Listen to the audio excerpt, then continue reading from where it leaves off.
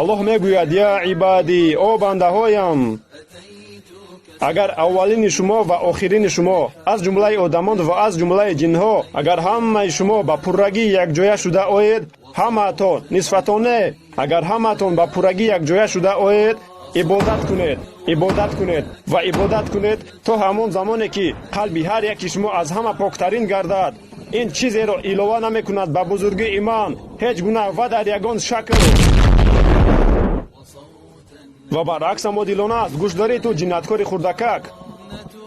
я ибадӣ, о бандаҳоям, агар ҳамаи шумо аз ҷумлаи одамон ва аз ҷумлаи ҷинҳо, агар ҳамаатон ба пуррагӣ якҷоя шуда оед ва агар ҳамаатон кунед гуноҳ, дуздӣ, фиреб, нашъаҷалобӣ, фосиқӣ, анҷом диҳӣ ҳама кореро ки мехоҳед, ту ҷинояткори хурдакак, анҷом диҳед ҳама кореро ки мехоҳед, ки он шуморо бо обрӯ мекунад дар кӯчаҳо.